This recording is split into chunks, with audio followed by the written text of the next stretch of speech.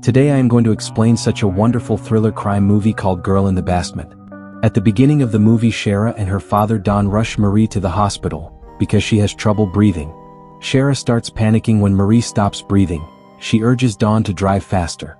As they arrive at the hospital, Don warns Sarah to remain silent. The paramedics quickly attend to Marie, administering oxygen in an attempt to revive her, but unfortunately her heart rate remains flat. The story then flashes back 20 years to a family dinner scene that appears idyllic at first glance. Sarah and her sister Amy are dining with their parents, Don and Irene. However, tensions arise when Sarah requests permission to attend a party at a friend's house, but Don refuses. Sarah's mother tries to intervene, suggesting that she can attend another party at a later time, but Sarah becomes upset and storms off to her bedroom. That night, Sarah secretly attends the party with her boyfriend Christopher. Meanwhile, her mother discovers that Sarah is not in her room and informs Don, who becomes enraged. The next morning, Sarah returns home to face her father's wrath. Her mother attempts to calm the situation, but Sarah flees to her room in distress. While in her room, Sarah confides in her mother and sister about her plans to move out and live with a childhood friend once she turns 18. Unbeknownst to Sarah, Don overhears this conversation and begins making preparations for her captivity.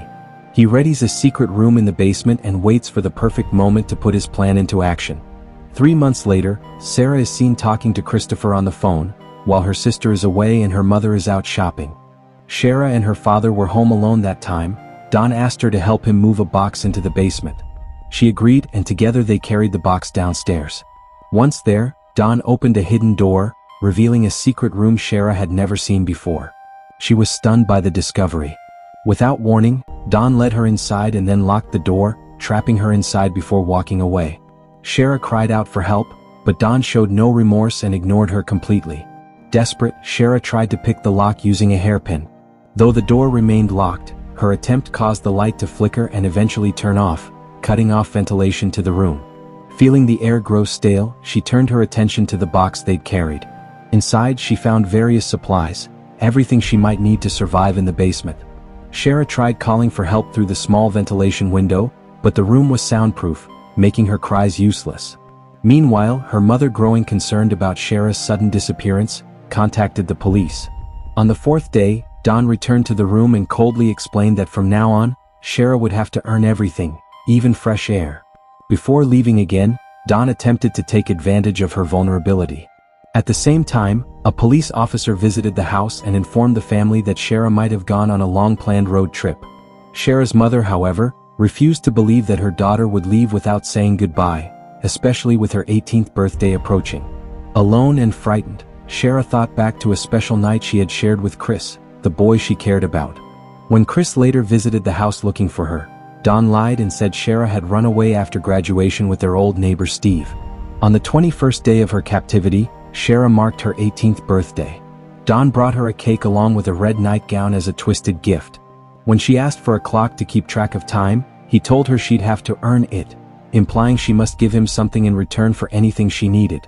Whenever Sarah disobeyed Don, he would respond with violence. Nearly a year into her captivity, she found out she was pregnant. When the time came, her water broke and she gave birth to a baby girl named Marie. 4 years later, Sarah became pregnant once again.